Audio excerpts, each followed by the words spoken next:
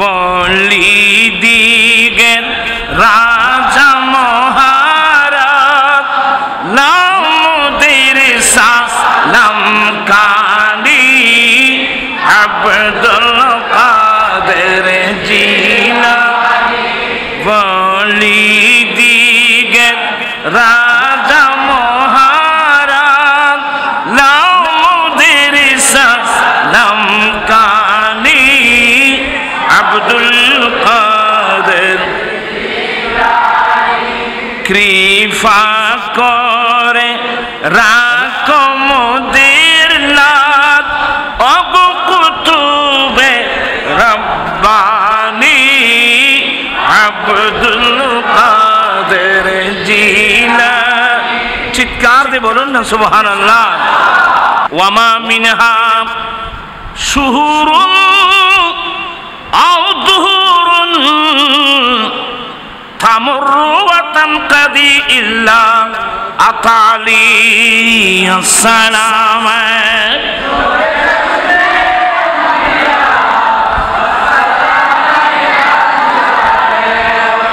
ইনি হচ্ছেন অলিকুল সম্রাট গৌসে পাকের ফাতেহা। ইনি যে গৌসুল আজম হলেন,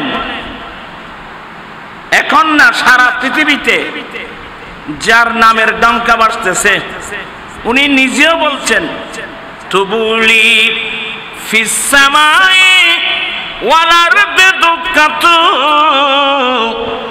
ওয়াসা উসুস সাদাতি কাদ বাদালি আসসালাম।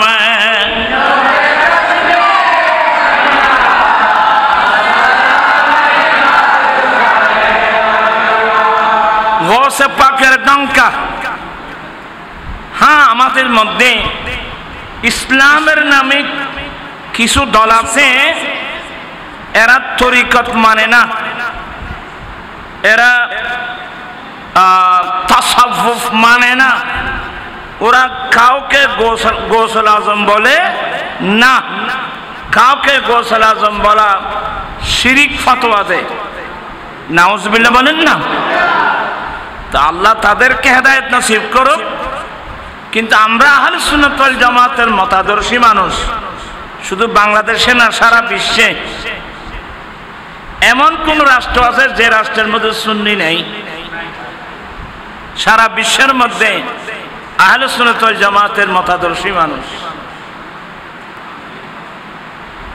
আগে যে মক্কা শরীফ, মদিনা শরীফ পরিচালনা করত, মক্কা মদিনা পরিচালনা করত, এরা তুর্কিরাই করত। প্রায় 600 বছর, 600 বছর ধরে তুর্কিরাই মক্কা মদিনার দায়িত্বে ছিল।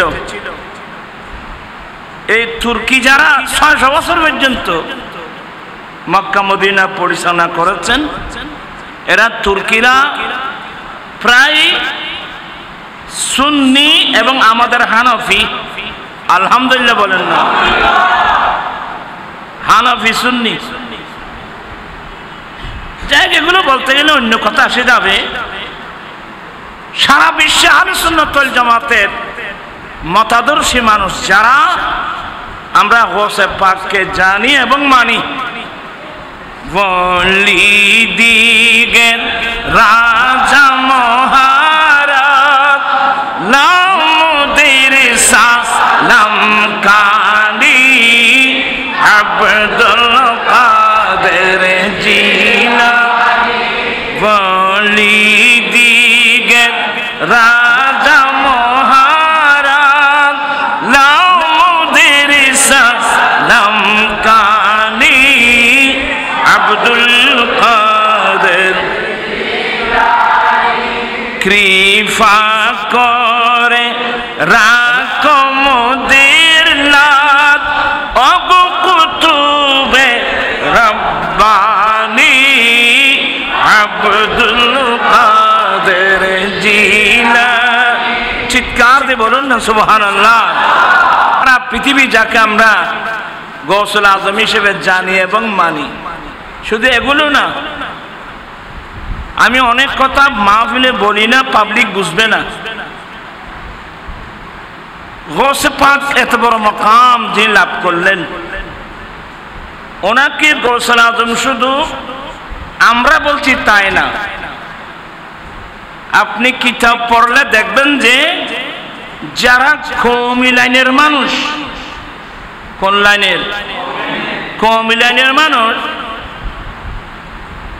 সিরাতে মুস্তাকিম যে ইসমাইল দেহলভী লিখছে, সেই ইসমাইল দেহলভী সিরাতে মুস্তাকিম নামক কিতাবে গৌসে পাকের নাম আর জায়গায় গৌসুস সাকালাইন লিখতে বাধ্য হয়েছে।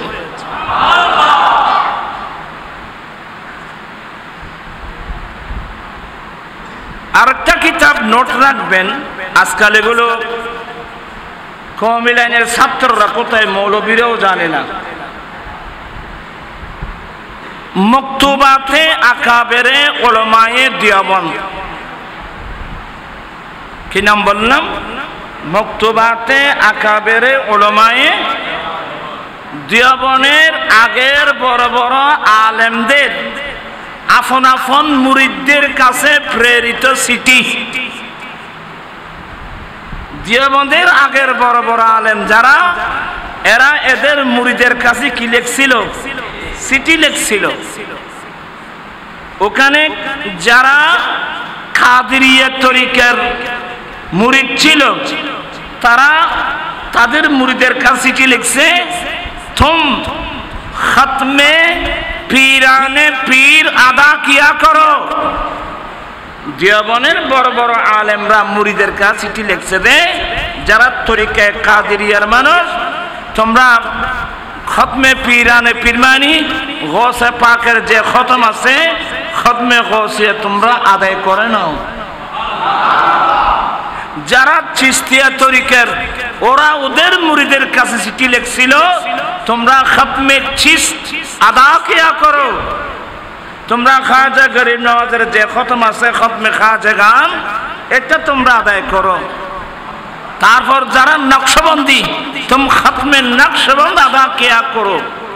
এই ধরনের দিওবন্দের আগের বড় বড় আলেম যারা আপন আপন মুরিদের কাছে চিঠি লিখছিল, এই চিঠিগুলো এক জায়গায় কিতাব আকারে ছাপিয়ে দিয়েছেন, লিখছেন মকতুবাতে আকাবেরে উলামায়ে দিওবন্দ। তাহলে তো ওরাও তো দেখতেছি খতমে গৌসিয়া, খতমে খাজা গান, খতমে নকশবন্দ আদায় করেন। তাহলে ওরাও কি মানে? ওরাও তরিকত মানে, ওরাও ইলমে তাসাউফ মানে, ওরাও গৌসুল আজম বলে। চিৎকার দিয়ে বলুন না সুবহানাল্লাহ। শুধু এগুলো না, কওমি লাইনের বড়জোর আশরাফ আলী থানভী, উনি একটা কিতাব লিখছেন হেকায়াতে আউলিয়া, আউলিয়া ইকরামদের হেকায়াত। শুধু ইলমে তাসাউফ, তরিকতের ইলম, এগুলো শুধু আমরা আহলুস সুন্নাত ওয়াল জামাতের মতাদর্শী মানুষ, শুধু আমরা না, কওমি লাইনের মানুষ যারা বড় বড় আলেম উলামা ছিল, এরাও এই বিষয়ে কিতাব লিখতে কি হয়েছে? বাধ্য হয়েছে। আমরা এক কথায় সারা পৃথিবীতে এই গৌসে পাকের আলোচনা, গৌসে পাকের আলোচনা আসমানেও হচ্ছে, জমিনেও হচ্ছে, ওই পাহাড় পর্বত হচ্ছে। ওয়ালামি আলা রাসিল জিবালি, আমি আব্দুল কাদেরের প্রসাদ, আমি আব্দুল কাদেরের এলান পাহাড়ের চূড়ায় চূড়ায়। একদিন বলে তোরা বুঝছো না, ব্রেইনে কভার করতো না, মতন সাপ তারা এখন সেদিকের মতো আদি বললে মাঝে বলে এটা না বহুত কথা নই, আমি বুঝতো না হয়ে লাভপান কি রব। তা আমি যেটা বুঝাতে চাচ্ছিলাম, এই গৌসে পাকের মাকাম মজমুআয়ে সালাওয়াতুর রাসূল লিখছে কে? আল্লামা আব্দুর রহমান চৌরবী রহমতুল্লাহ আলাইহি। গৌসে পাকের লকব লিখছে 3 পাতা। তো এগুলো দেশের পাবলিক কি আলেমরা বুঝে না। এই গৌসে পাক, এত বড় গৌসে পাক, উনি কোত্থেকে হলেন? এটা ইসলাম ধর্মের অহংকার, মুসলিম জাতির অহংকার, ইসলাম ধর্মের অহংকার। গৌস পাক কি বলছেন জানেন? আমি আগে বলছিলেন না, বলতে চাই না, এগুলো অনেক বুঝবে না। ওয়ামা মিনহা শুহুরুন আও দুহুরুন তামুরু ওয়া তানকাদি ইল্লা আতালি আসসালাম।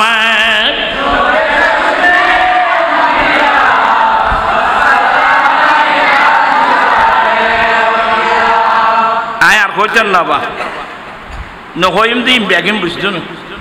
গৌসে পাকে হত্যা ওয়ামা মিনহা শুহুরুন আও দুহুরুন, এমন কোনো ছাপ নাই, এমন কোনো যুগ নাই, এমন কোনো সময় নাই যেগুলো আসার আগে আমি আব্দুল কাদেরের দরওয়াজা হাজিরে দেয় নাই।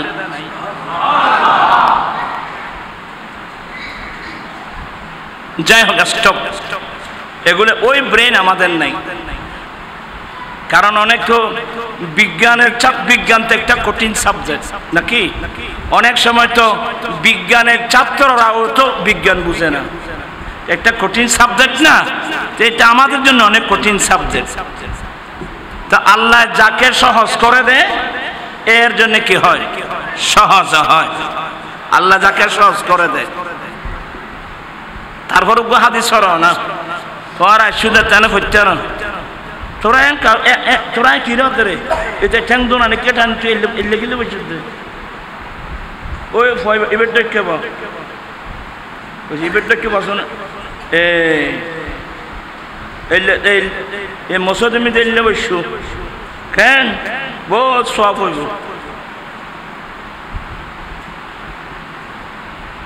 কারণ দর্শক পর সনাতনে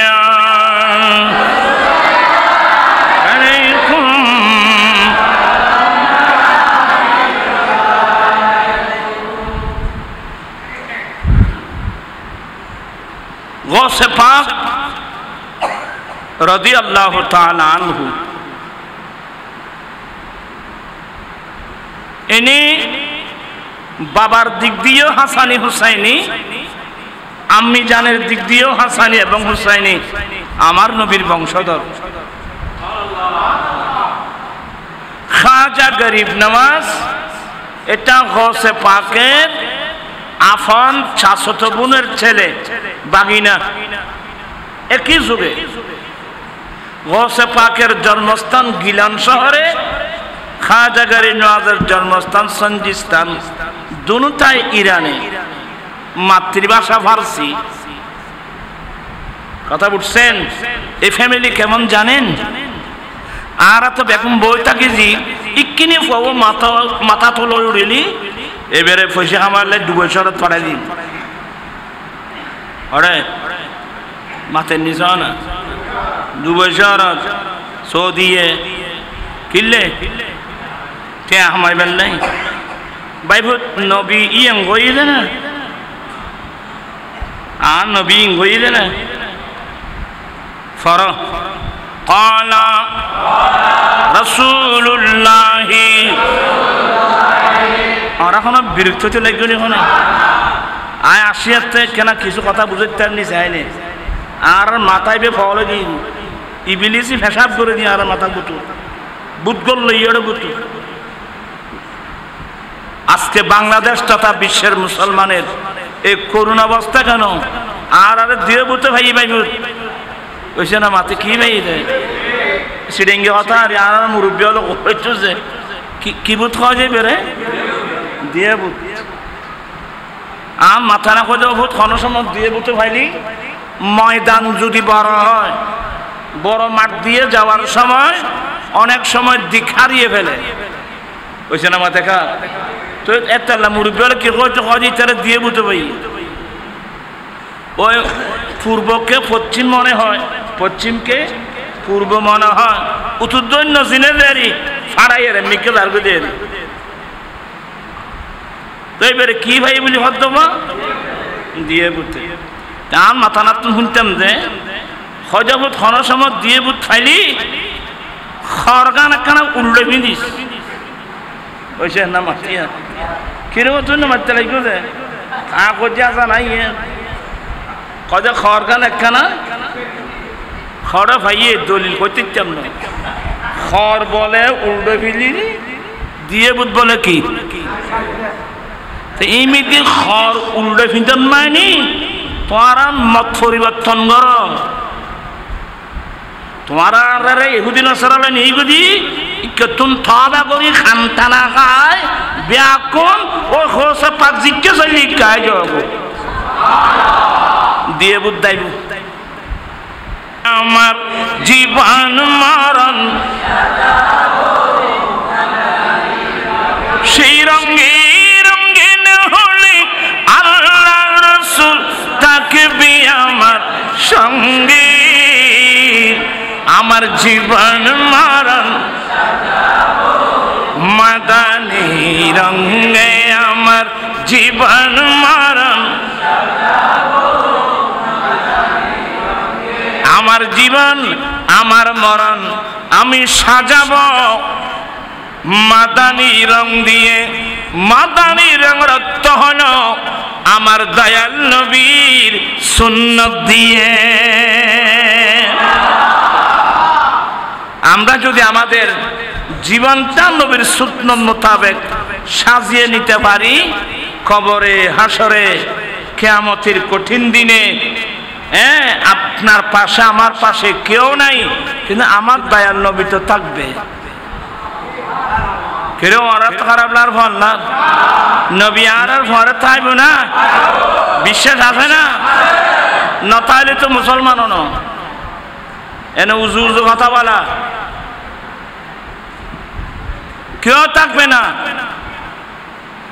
এটা লাই আর মুরব্বী হলো হইতে যে হজওয়া বিপদে বন্ধুর পরিচয় বাজি অনেক বন্ধুর পরিচয় ভাবেন তো হতে অনেক বিপদে ধরিবেন পকেটে টাকা আছে বন্ধুর অভাব নেই এনে বন্ধু সারি কিনে দিল্লি এইটা তোমার পকেট চই দিব রে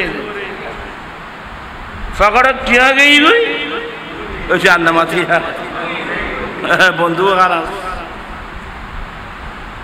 আপনি সত্যিকার বন্ধু বুঝতে পারবেন কখন যেদিন আপনি বিপদে পড়বেন আমি বিপদে পড়ব সেদিন বুঝতে পারবেন মনীষীরা বলছেন বিপদেই বন্ধুর পরিচয় আমার ভাইয়েরা এই যে মিলাদুন্নবী নবী পেয়ে আনন্দিত কারণ কি সবচেয়ে বড় বিপদ সবচেয়ে বড় বিপদ সবচেয়ে বড় কঠিন দিন কিয়ামতের মাঠ যেদিন কোনো বন্ধু নাই আমার আল্লাহ বলেন ইয়াউমা ইয়াফিরুল মারউ মিন আখিহি বান্দা কিয়ামতের কঠিন দিন ভাই থেকে ভাই পালিয়ে যাবে ভাই থেকে ভাই পালিয়ে যাবে স্বামী থেকে স্ত্রী স্ত্রী থেকে স্বামী এক কথায় কেউ কারণ কেউ বন্ধু ধৈর্য দিকে তুমি কে তোর বন্ধু গড়ে সবচেয়ে বড় কঠিন দিন সবচেয়ে বড় কঠোর দিন সূর্য মাথার উপর এসে যাবে সূর্যের গরম মগজ গলে গলে পড়বে গামের সমুদ্র হবে কারো হাঁটু পর্যন্ত কারো কোমর পর্যন্ত ওয়াইজাল বিহারু ফুজ্জিরাত সাত সমুদ্র 13 নদী নয় আল্লাহর সৃষ্টি জগতে যত সাগর সমুদ্র সবগুলোর পানি জলীয় বাষ্প হয়ে বাতাসের সাথে উড়ে গেল স্থলভাগ জলভাগ এক সমান ফানি ফানি করে মানুষ পাগল পারা একটা টিউবওয়েল নেই পানি খাওয়ার জন্যে একটা ঝর্ণা পাওয়া যাবে না একটা পুকুর পাওয়া যাবে না একটা নদী নালা কিছুই পাওয়া যাবে না একটা ওয়াল পাওয়া যাবে না একটু ছায়ার মধ্যে আশ্রয় নি না না যেই দিকে কান লাগাবেন একটি মাত্র স্লোগান ইয়া নাফসি ইয়া নাফসি এ বন্ধু ও বন্ধুগুলো দুধের দিন ঘরে রে ওই জান্নামা দেখা বন্ধু জিন লই বুঝিলি বন্ধু এখন ঘরে আয় কইলে তোমারা কষ্ট হয়ে যাবে ভাই বাবিয়া করিও কাজ করিয়া ভাবিও না আগে কার সাথে বন্ধুত্ব স্থাপন করব খাল্লয় বন্ধুত্ব স্থাপন করলি আর বিপদের মিদিবে কি তাইব ক্ষমতা আইব ইয়ে আগে চিন্তা করো মন কর নাকিরের আগে যাবে যে কবরে মন কর নাকিরের আগে যাবে যে কবরে আমান এ দরদি মদিনা শহরে ওই এক শমশু পাগলা সে মারা গিয়ে আল্লাহ জান্নাত নসিব করবে সে লেখছে দে আমি মারা গেলে আমার ডেড বডি তোমরা যখন কবরে দিবা আমার নবীর হাদিস মোতাবেক আমার কবরে দুজন ফেরেশতা আসবে একজনের নাম মুনকার অপরজনের নাম নকির দুজন ফেরেশতা আসবে আমাকে পরীক্ষা করার জন্য ও বিশ্বের মুসলমান মনে রাখিও মুনকার নকির আসার আগে আগে আমার একজন দরদি নবী আমার কবরে আসবে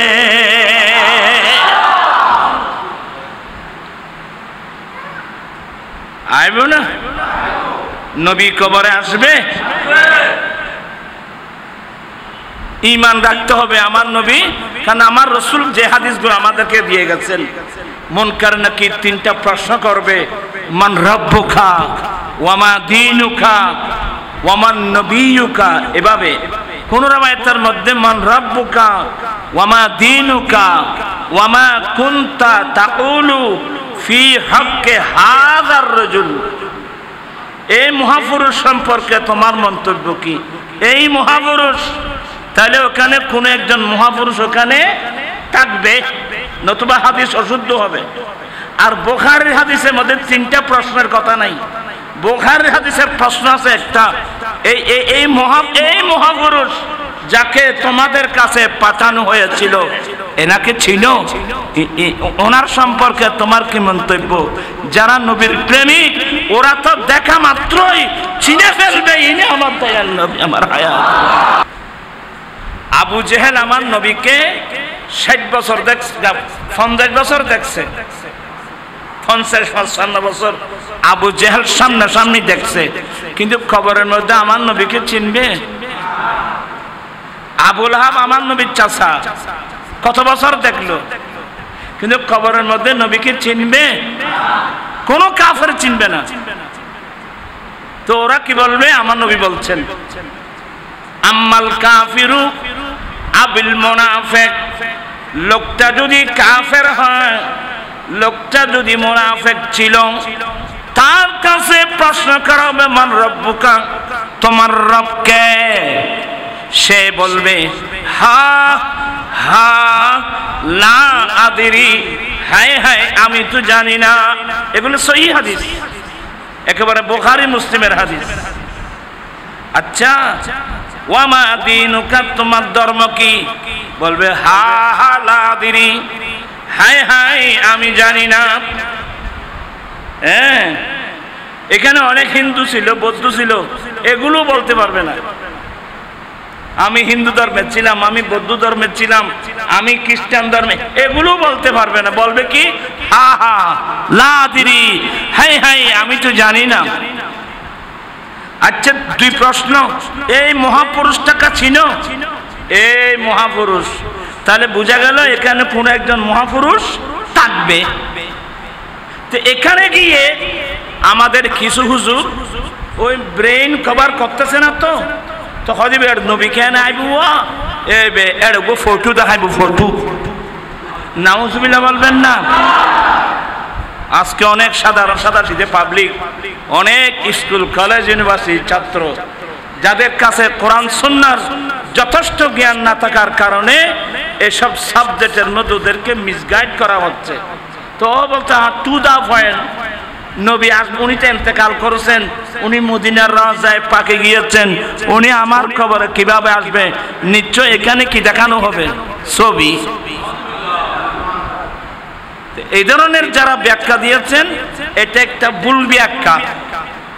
তা আমি আপনাদেরকে একেবারে আঙ্গুল দিয়ে দেখাই দেব, একেবারে বুঝে যাবেন যে নবী আসবে।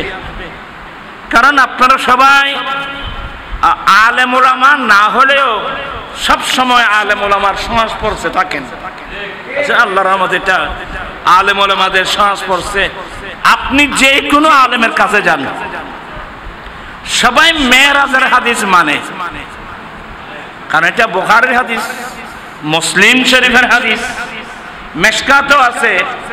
এই হাদিসগুলো মানে না এমন কোনো মানুষ নেই। হ্যাঁ আছে, একদল আছে যাদের নাম আলে কোরআন। বাতিল ফিরকার মধ্যে একদল মানুষ আছে, কি নাম? তাদের নাম কি? আলে কোরআন। মানে এরা হাদিস মানে না, ওই জানামাতি আলে কোরআন মানে ওরা কি মানে না? হাদিস মানে না। এটা ক্ষত থাইলে মুসলমান আছে কইতার না ভাই, হাদিস মানে না, মানে হাদিস না মানা মানে কোরআন শরীফকেও কোরআন শরীফ না মানা। কোরআন শরীফ মানতে গেলে আপনি হাদিস অবশ্যই কি মানতে হবে। আয় সময় ভাইলি খগায়াত করি তো বুঝতে আইব। আল্লাহ হতে সূরা তওবার মধ্যে তারা হুজুর অলকা দেখাইও তোমারা, ওরা যতক্ষণ পর্যন্ত আল্লাহর উপর ঈমান আনবে না, আখিরাতের উপর ঈমান আনবে না, ততক্ষণ পর্যন্ত তোমরা তাদের সাথে জিহাদ করো। এরপরে ওয়ালা ইউহাররিমুনা মা হারামাল্লাহু ওয়া রাসূলুহু, আল্লাহ এবং আল্লাহর রাসূল যা হারাম করছে এটাকে হারাম হিসেবে মানবে না। ততক্ষণ পর্যন্ত তোমরা তাদের সাথে কি করো? যুদ্ধ করো। আপনারা সবাই জ্ঞানী মানুষ, আল্লাহ এবং আল্লাহ রসুল যেগুলো কি করছেন হারাম করছেন, এগুলো ওরা হারাম মানবে না, ততক্ষণ তাদের সাথে কি করো? জিহাদ করো। তাহলে আল্লাহ তো ফয়সালা করে দিলেন। তা আল্লাহ যেটা হারাম করছেন এটা তো কোরআন শরীফে রেকর্ড আছে, বুঝছেন আমার থেকে? এটা কোরআন শরীফে কি আছে? কিন্তু ওয়া রাসূলুহু, এবং তার রসুল যেগুলো হারাম করছে, তো রসুল যেগুলো হারাম করছে এগুলো তো কোরআন শরীফে এতে নাই, এগুলো তো থাকবে নবীর হাদিসে। আমি কি কথা বুঝাতে পারলাম আপনাদেরকে? এরপরে যদি আপনারা বুঝে না আসে তাহলে নসিব খারাপ। আল্লাহ এবং আল্লাহ রসুল যেগুলো ফয়সালা করে, তাহলে আল্লাহ ফয়সালা করলো, আল্লাহর ফয়সালা এটা তো কোরআন শরীফে আছে। তো আল্লাহ যে বলছেন আল্লাহ রসুল ফয়সালা করলো, তো রসুলের ফয়সালা তো কোরআন শরীফে আয়াত না, এটা তো কি? এটা তো হাদিস শরীফ। তাহলে কোরআন মানতে গেলে অবশ্যই আপনাকে রসুলের পাকে কি মানতে হবে? হাদিস শরীফ মানতে হবে, নতুবা আপনি কোরআন মানা শুদ্ধ হবে না। আমি কি জিনিসটা বুঝাতে পারলাম? আপনার শিক্ষিত লোক এগুলো একটু নোট করে রাখবেন, কারণ এখন বড় ফিতনা ফাসাদের যুগ। আজকে অনেক ভালো ভালো ফ্যামিলির ছেলে, স্কুল কলেজ ইউনিভার্সিটির ছেলেরা কোরআন হাদিসের যথেষ্ট জ্ঞান না থাকার কারণে আজকে এমন বিপদের মধ্যে পড়ছে, এক কথা আমরা ষড়যন্ত্রের শিকার। আল্লাহ সবাইকে হেদায়েত নসিব করুক, আমিন। আমি এখন আয়াত পড়লে আপনারা আরো আশ্চর্য হয়ে যাবেন। হ্যাঁ মা আচ্ছা হঠাৎ জীব আয়াত সময় দেখতাম না। মা কানা লিমুমিনিন ওয়ালা মুমিনাতিন, মা কানা লিমুমিনিন ওয়ালা মুমিনাতিন ইযা কাদাল্লাহু ওয়া রাসূলুহু, ইযা কাদাল্লাহু ওয়া রাসূলুহু আমরান আইয়াকুনা লাহুমুল খিয়ারাতু মিন আনফুসিহিম। আয়াতন আবার সামনে ফাকাদ ওয়া মান ইয়াসিল্লাহা ওয়া রাসূলাহু ফাকাদ দাল্লা দালালাম মুবিনা। ও আইবি ইমাম সাহেব ন ইমাম সাহেবর এখান শেয়ার দাও না আর ওয়াইবের ভিজি নামাজ পড়লেন আল্লাহুম্মা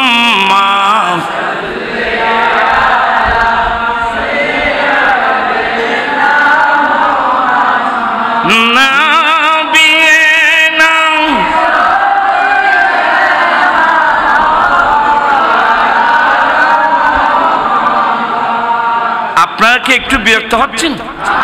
বাবু তুমি এভাবে বসছো কেন? দুজনে হয়ে বসো, আমার দিকে বসো। আমি একটা ক্লাস করতেছি, ধর্মীয় প্রশিক্ষণ। ওরা কেউ কোনো কষ্ট নেই কেন? আয় পুরো ফাটিকে আমরা বুঝে বিয়ে দিলে করি কম বরদে। আমার নবীর একজন ফালক ছেলে ছিল, নাম যায়েদ বিন হারেসা। মনোযোগ আছে সবার? নাই নাই। ওই ইমাম সাহেব মিকে বিরিকে দিবি। আচ্ছা তোমার ইমাম সাহেব সাইড এ ছেলে তোমরা দৌড়াদৌড়ি কেন করছো? আয় আজ বড় দুঃখ আছে বাদি অনেকক্ষণ বিরক্ত। আয় কেন আর চিমিকে মানুষ বাদি পাড়া যেতেন কই বাবু আয় সব দেন না পারি নিজাম মারি ফান্ডা বরণ করে। আমরা যখন ছোটবেলায় কিতাব নিয়ে বসছি, এশা নামাজ পড়ে কিতাব নিয়ে বসছি, অনেক রাত, এক বছর মধ্যে ফজরের আযান হয়েছে। জানেন ইলমে দ্বীন অর্জন করা এত সহজ? কষ্ট হয় বুঝে রে ও টিয়া হামাইবেন নাই রাতে 3টা বাজে ট্রাকর মিদি মাল বোঝাই করার জন্য না কুয়ার বুতু 2000 কোটি আল্লাহ আবদা তা আল্লাহ ভাইবেন না কেন গরম করে বুঝো গু খদ্দুর কষ্ট গরম করে। তো যাই হোক আয় খত্তন ঘর যাইও হইন্য পারি বাদি। আমার নবীর একজন ফালক ছেলে, তার বাড়ি সিরিয়া, ছোট বাচ্চা। তৎকালীন যুগের সন্ত্রাসীরা তার বাবার হাত থেকে কেড়ে মক্কার বাজারে এনে বিক্রি করে দিয়েছিল। নাউজুবিল্লাহ। একটা মসলা মনে রাখবে, এই কাজ যারা এখনো অনেক মানুষ আছে, ছেলে অপহরণ করে এমন আছে না, যারা এই কাজটা করে ওরা এত বড় অপরাধী, কিয়ামতের মাঠে নবীর সুপারিশ এরা পাবে না। এরা কিয়ামতের মাঠে নবীর সুপারিশ, আমার নবী বড় বড় অপরাধের জন্য সুপারিশ করবে, এরা কিন্তু নবীর সুপারিশ পাবে না। এটা বড় মারাত্মক অপরাধ। ছেলে অপহরণ করা, মানুষ অপহরণ করা, মানুষ গুমগুড়ি ফেলায় বলে কথা মনে হয় না, গুমগুড়ি নেগু জানি কিরোর খবর আছে নি ভাই বাবিয়া করিও কাজ করিয়া বাবিও না। বলতে চেয়েছিলাম যায়েদ বিন হারেসা মক্কার বাজারে বিক্রি হয়ে গেল। আমাদের আম্মি জান মা খাদিজাতুল কুবরা একজন আপনজন এনে দিয়ে দিল।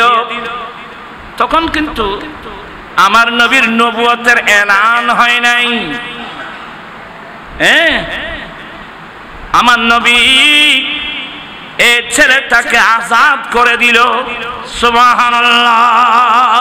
যুগে মানুষ বেচা বিক্রি হতো, মানুষ গোলাম দাসী বানানো হতো। কালমা পড়ে মুসলমান হয়ে গেলেন, আমার নবীর নবুয়ত এলান হলো। আমার নবীর ছেলেটাকে কি করে দিলেন? আজাদ করে নিজের ফালক ছেলে বানিয়ে নিলেন। কোন ছেলে? এসি ছাড়া নামাতে দিয়া নিজের ফালিককে ভুয়া, ফালিককে ভুয়া বুঝুন না, শেষা বাংলা নকলে বুঝতে না। আমার নবী তাকে কি বানিয়ে নিয়েছে? ফালক ছেলে। আমার নবীর ইচ্ছা হলো এই যায়েদ বিন হারেসাকে শাদী করাবে। কি করাবে? আর হইলে মাইফা করলে তালাশ করতাম, জিকে জিকে করতাম যে কে রে আমার নবী। দয়ালু রাসূল আমার নবী নিজের ফালক ছেলের জন্যে,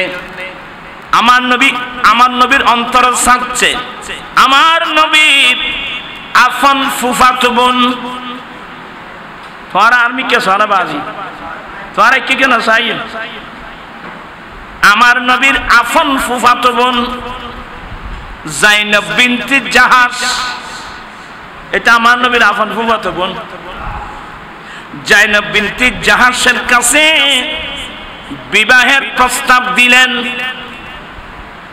তো নবী যখন বিবাহের প্রস্তাব দিলেন, আমার নবীর ফুফাতো বোন জাইনব বিনতে জাহাশ একেবারে খুশি মনে, আসলে বুঝে নাই কার জন্য, এটা বুঝে নাই। ওনার ভাই আব্দুল্লাহ বিন জাহাশ উনিও খুশি মনে এই প্রস্তাব কি করলেন, গ্রহণ করলেন। কিন্তু ফরকনে যখন জানতে পারলো এটা নবীর জন্য না, এটা আমার নবীর জন্য না, এটা কার জন্য? বলে আমার নবীর ফালক ছেলে যায়েদ বিন হারেসার জন্য। মুহূর্তের মধ্যে হযরত জাইনব বিনতে জাহাশ ডিনাই করে দিল। ওনার আপন ভাই আব্দুল্লাহ বিন জাহাশ ডিনাই করে। আল্লাহ, আমরা তো মনে করছিলাম আমার নবীর জন্য চেয়েছে, এখন নবী চাচ্ছেন যায়েদ বিন হারেসা, সেটা এক সময় গোলাম ছিল, নবী আজাদ করে দিয়েছেন, নবীর ফালক ছেলে, এমন ছেলের সাথে জাইনব বিনতে জাহাশের বিবাহ কিবা হবে? জাইনব বিনতে জাহাশ উনিও সেই বিবাহ কি করে দিলেন, ডিনাই করে দিলেন। ওনার আপন ভাই আব্দুল্লাহ বিন জাহাশ সেও কি করলো, ডিনাই করে দিল। আপনার সবার মেজাজ ঠিক আছে? ওই সময় আল্লাহ এই আয়াত নাযিল করলেন, মা কানা লিমুমিনিন ওয়ালা মুমিনাতিন ইযা কাদাল্লাহু ওয়া রাসূলুহু আমরান আইয়াকুনা লাহুমুল খিয়ারাতু মিন আনফুসিহিম ওয়া মান ইয়াসিল্লাহা ওয়া রাসূলাহু ফাকাদ দাল্লা দালালাম মুবিনা। তার মানে কোন পুরুষ, কোন মুসলিম পুরুষ, কোন মুসলিম মহিলা আল্লাহ এবং আল্লাহ রাসূল যদি কোনো একটা ফয়সালা করে ফেলে, আল্লাহ এবং আল্লাহর রাসূল যদি একটা কি করে ফেলে, ফয়সালা করে ফেলে, আইয়াকুনা লাহুমুল খিয়ারাতু মিন আনফুসিহিম, হ্যাঁ ওনার ব্যক্তিগত ভালো মন্দ গ্রহণ করা না করা উভয়টার এখতিয়ার তাদের মধ্যে থাকা সত্ত্বেও, তাদের মধ্যে এখতিয়ার থাকার সত্ত্বেও আল্লাহ এবং রাসূল যদি কোন একটা ফয়সালা করে ফেলে, কোন মুসলমান পুরুষ মহিলা এটা ডিনাই করতে পারবে না। ওয়া মান ইয়াসিল্লাহ ওয়া রাসূলহু, যে ব্যক্তি আল্লাহ এবং আল্লাহর রাসূলের নাফরমানি করবে, ফাকাদ দাল্লা দালালাম মুবিনা। আমি কি বুঝাতে চেয়েছিলাম, আল্লাহ এবং আল্লাহর রাসূল যদি কোনো একটা কি করে, বুঝতে কেমন, আল্লাহ এবং আল্লাহর রাসূল যদি কোনো একটা জিনিস কি করে ফেলে, ফয়সালা করে ফেলে, তো আল্লাহর ফয়সালা তো কোরআন শরীফে আছে, তো আপনি নবীর ফয়সালা কোথায় পাবেন? কি এখন বুঝে আসতেছে আপনাদের? নবীর ফয়সালা কোথায়? আপনি যদি নবীর ফয়সালা হাদিস শরীফে, তাহলে বুঝা গেল কোরআনও মানতে হবে, হাদিসও মানতে হবে। ইউনা আলা হাদিস নাম দি আর ফন্না ফরাদ বলে আদা ইয়ের বাঁধা কি হতে হাইকুর হাই কি হতে বাংলোর হাইকোর্ট দেখার জানা পাইব ফন্না পর্যন্ত 2-4 পাতা পর্যন্ত না।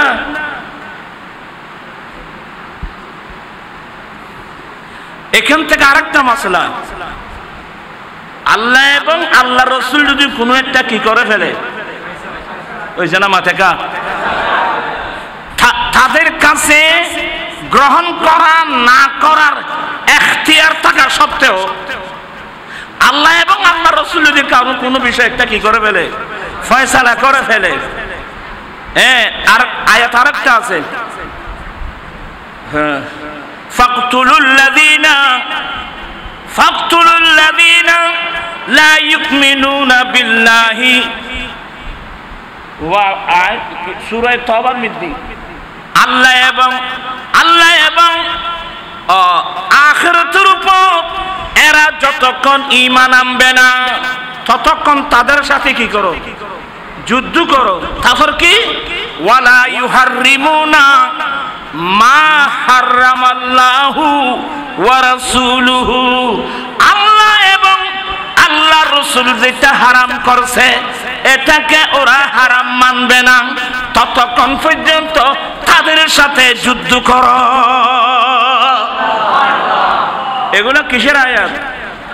তাহলে আল্লাহ যেটা হারাম করছে এটাকেও হারাম মানতে হবে, আল্লাহর রাসূল যেটা হারাম করছে এটাও হারাম হিসেবে মানতে হবে। তাহলে বোঝা গেল আল্লাহ যেটা হারাম করছে এটা তো কোরআন শরীফে আছে, কিন্তু নবী যেটা হারাম করছে এটা কোথায়? হাদিস মানতে হবে। তো হুজুর আল্লাহ রাসূল কি এভাবে হারাম করতে পারবে? তো না করলে আল্লাহ কিভাবে বললেন? ওয়ালা ইউহাররিমুনা মা হারামাল্লাহু ওয়া রাসূলুহু। নবীর কাছে ইখতিয়ার নাই। অবাদি হতিকিন ফান্না পারে ইমিন কঠিন দিন আসলে। আমার নবী মুখতার। এখন আল্লাহ নবীকে কি দিয়েছেন? ইখতিয়ার দিয়েছেন। ওরা বিরক্ত হয়ে একজন ফান্না গরমে কেন করো কি মসজিদে মিটি মাহফিল এশা নামাজ পড়ছেন? এই যে না মাতির নিশানে এশা নামাজ সহ্য না রো কটা বাজে? পাইব 8টা বাজে না? আমরা 8টা বাজে পড়ছি বা কেউ 8:30 বাজে পড়লো। আচ্ছা 8টা বাজে এশা নামাজ পড়া এটা কোন কিতাবে লেখা আছে? 8:30 বাজে এশা নামাজ পড়া এটা কোন কিতাবে লেখা? আমি তো দেখাতে পারবো না।